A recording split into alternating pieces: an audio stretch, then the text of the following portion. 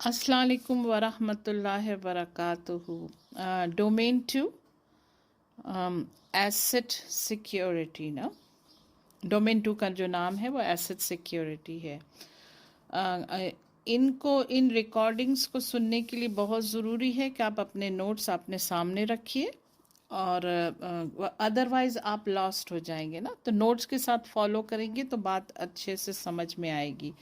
मैंने पार्ट 1 को जो है ना पॉइंट नंबर 8 पर फिनिश किया था, और मैं अब डोमेन 2 का पार्ट 2 स्टार्ट कर रही हूँ। इंशाल्लाह ताला डोमेन 2 छोटा है और जल्दी फिनिश हो जाएगा। तो चलिए शुरू करते हैं। पार्ट नंबर 9 ये है कि अंडरस्टैंडिंग डेटा स्टेट्स ना। उसका पहला पॉइंट ये है डेटा एट रेस्ट। ये इम्तिहान के लिए मुझे इम्पॉर्टेंट लगता है, क्योंकि इसके बारे में मैंने जो है टेस्ट प्रैक्टिस टेस्ट क्वेश्चंस जो होते हैं ना बुक्स के अंदर, जो बुक में है वो उनमें देखा है इसके बारे में। तो ये है डेटा एट रेस्ट। और data storage is any data stored on media such as hard drive, solid state drive, that is SSDs, external USB drives, storage area networks, SANs, and backup tapes. Strong symmetric encryption protects data at rest ना। जब data at rest होता है वो active नहीं होता है, storage में होता है, तो जो है ना उसके लिए बहुत ज़्यादा ज़रूरी है कि स्ट्रॉन्ग सिमेट्रिक इंक्रिप्शन में हो वो डेटा ना। अब सिमेट्रिक और एसिमेट्रिक बहुत सुनेंगे हम इसके अंदर, CISSP के अंदर, और ये अच्छी तरह से जो एक्सप्लेन होता है ना डोमेन 3 में होता है। तो इसकी फिक्र नहीं कीजिएगा, just for the sake of information है ये बात कि strong symmetric encryption protects data at rest. फिर आता है नंबर, इसका दूसरा पॉइंट आता है डेटा इन ट्रांजिट और data in motion is any data transmitted over a network. ठीक है ना। This includes data transmitted over internet using wired और wireless. A combination of symmetric and asymmetric encryption protects data in transit। ठीक है, इसके लिए symmetric और asymmetric encryption होना चाहिए। आपको अंदाज़ा है ना कि इंक्रिप्शन क्या होता है। कोड की जो ज़बान होती है ना, कोई भी छोटी सी चीज़ जो सिंपल इंग्लिश में हो उसे कोड की ज़बान में लिखा जाता है। तो वो है ना प्रोटेक्ट करती है ना डेटा इन ट्रांजिट को ना, या डेटा इन मोशन को ना। अब डेटा जा रहा है और डेटा ट्रांसफ़र हो रहा है, ये बात भी हो गई। अब आता है तीसरा पॉइंट डेटा इन यूज़। अब ये डेटा इन यूज़ है ना, तो ये ट्रांसफ़र हो रहा है ना कहीं जा रहा है, बस इसके ऊपर काम हो रहा है। Or data being processed refer to data in memory while an application is using it. Application often encrypted data before placing it in a memory using homomorphic encryption. This limits the risk because memory doesn't hold unencrypted data. अच्छा, मुझे इसका थोड़ा सा problem था। ये homomorphic encryption क्या है ना, मैंने क्लास मतलब अपना स्टडी ग्रुप में भी इसे डिस्कस किया था, और फिर इसके बाद मैंने कुछ यूट्यूब की क्लिप्स देखी इसके ऊपर। तो मुझे जिस हद तक समझ में आया है वो मैं आपके सामने रख देती हूँ। It's a form of encryption that permits user to perform computation on its encrypted data without first decrypting ना, यानी वो encrypted data पर ही उस काम कर सकते हैं। So homomorphic encryption is a form of encryption where you can perform operation on a encrypted text and get the encrypted result। यानी वो इनक्रिप्ट ही डेटा होता है, कोड की ज़बान में होता है, उसी पर यूज़र काम करता है और फिर उसका रिजल्ट भी यूज़र को उसी कोड के अंदर मिलता है। तो ये होमोमॉर्फिक इंक्रिप्शन है, और यकीनन ये इसलिए बना होगा कि डेटा को ज़्यादा से ज़्यादा प्रोटेक्ट किया जाए, क्योंकि वो यूज़र यूज़ कर रहा है ना उसे।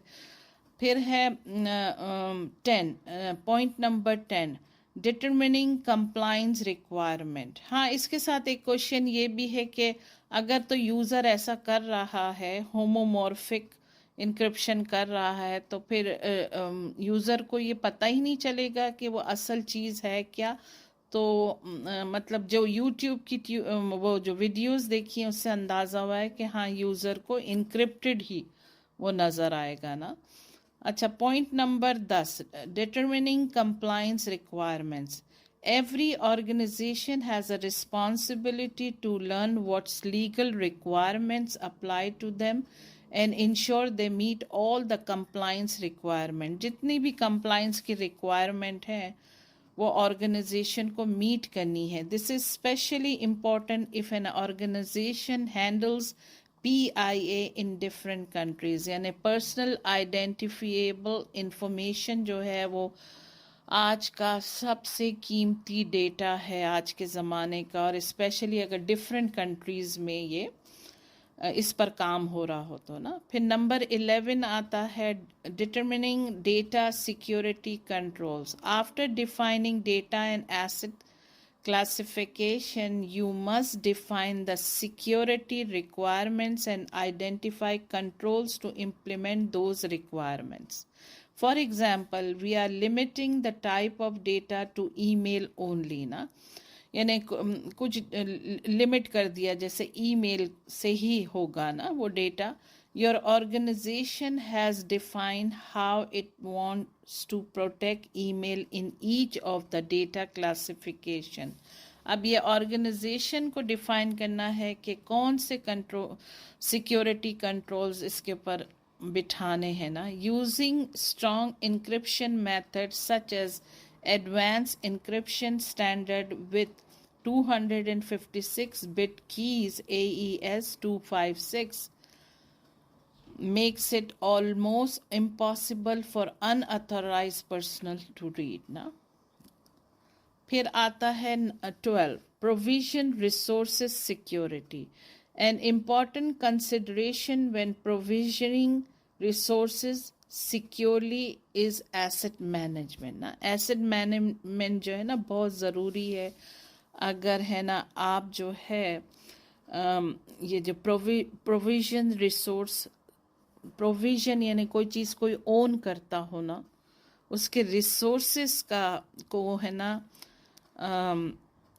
बहुत ज़रूरी है कि when provisioning resources securely is asset management. Asset management का इसके लिए होना बहुत ज़रूरी है। फिर पॉइंट नंबर 13 आता है इंफॉर्मेशन एंड एसेट ओनरशिप ना। The key point is that bye identifying the assets owner, an organization also identifies the individual responsible for protecting those assets ना।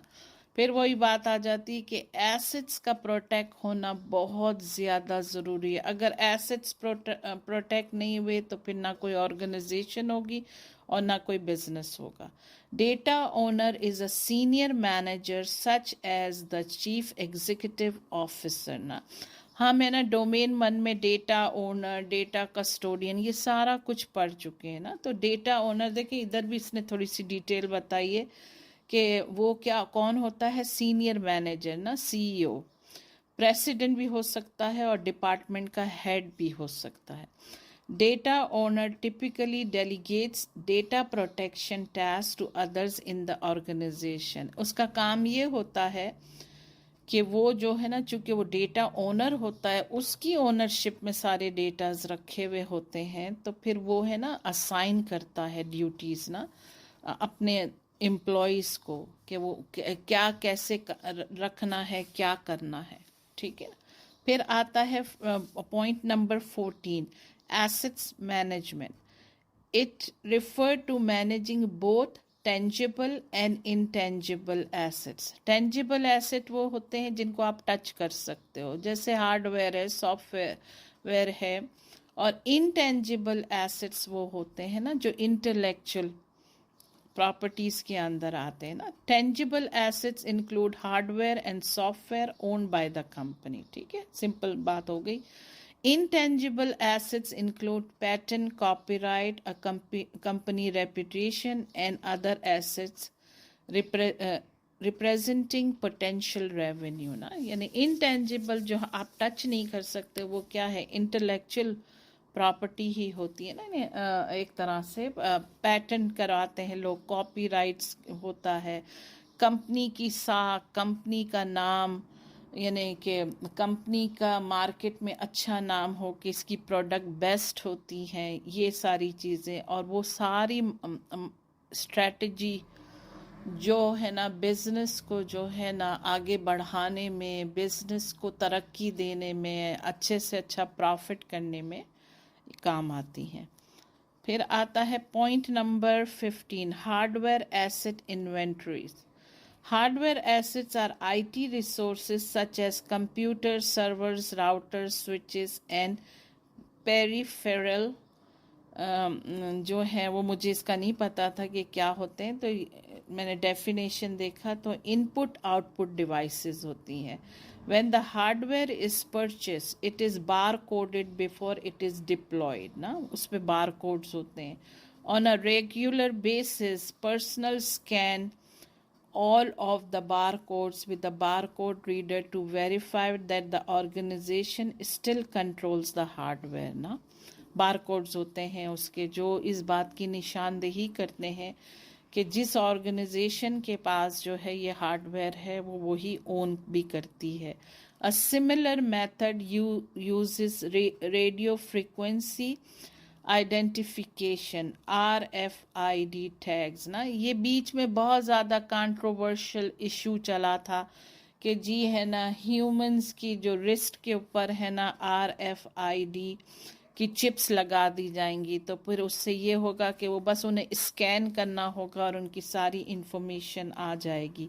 तो ये वही है रेडियो फ्रीक्वेंसी आइडेंटिफिकेशन ना, RFID जो चिप है। These tags transmit information to RFID reader ना, देखेंगे जो भी होती है इंफॉर्मेशन जो होती है ना वो RFID के जो रीडर्स होते हैं उन तक पहुंचती है। Portable media such as USB drives, readers को भी होती है। Portable media such as US drives holding sensitive data is also manage as an asset ना, ये हम डोमेन 1 में पढ़ चुके हैं कि एसेट्स जो है ना वो मैनेज होता है, अगर सेंसिटिव है तो वो एसेट के तौर पे मैनेज होता है ना। फिर आता है number 16, software assets inventories. Software assets are operating systems and application ना, वो लाजमी सॉफ्टवेयर जो होता है वो ऑपरेटिंग सिस्टम होता है। Organization pay for software and license. Keys are routinely used to activate the software. The activation process often requires contacting a licensing server over the internet to prevent privacy ना। Activation का जो process होता है ना वो जो contact किया जाता है licensing server over the internet ना, लाइसेंसिंग सर्वर को कांटेक्ट किया जाता है उसके लिए ताकि प्रिवेंट किया जाए प्राइवेसी को ना। और फिर नंबर 17 आता है इंटेंजिबल इन्वेंटरीज ना, organization don't inventory intangible resources in the same way as tangible inventories ना। लाजमी है कि इंटेंजिबल वैसे तो नहीं ट्रीट होती हैं जैसे टेंजिबल होती है ना, इन्वेंट्री दोनों की सेम तरीका सेम नहीं है बनाने का। However, an organization needs to keep track of intangible assets to protect them ना, यानी कि फिर भी जो ऑर्गेनाइजेशन जो होती है ना उनको कीप ट्रैक रखना पड़ता है इंटेंजिबल एसेट्स का ना, क्योंकि इंटेंजिबल एसेट्स भी बहुत कीमती होते हैं because these are the intellectual assets such as patterns, copyright etcetera. The senior management team is typically the owner of these assets, यानी सीनियर मैनेजमेंट इसकी असल ओनर होती है क्योंकि ये वो एसेट्स होते हैं जो बिजनेस को आगे बढ़ाते हैं, इंटेलेक्चुअल आइडियाज़, बिजनेस को कैसे बढ़ाना है, कंपनी का रेपुटेशन कैसा होना चाहिए, और कंपनी किस तरह से प्रॉफिटेबल हो सकती है. दे attempt to determine the value of intangible assets by estimating the benefits the asset will bring to an organization. अब देखिए टच करने वाली चीज़ तो नहीं है ना, तो वो जो है इस तरह से उसका एस्टिमेट किया जाता है कि ये आइडिया या ये चीज़ या ये पैटर्न या ये कॉपीराइट कितना कीमती है, उसके हिसाब से उसकी वैल्यू बनाई जाती है ना. जज़ाकल्लाह खैर सुनने का. मैं पार्ट 2 इस पर ख़त्म करती हूँ, पॉइंट नंबर 17 पर. इंशाल्लाह पार्ट 3 जल्दी रिकॉर्ड करूँगी. और याद रखिएगा डोमेन 2 है ये.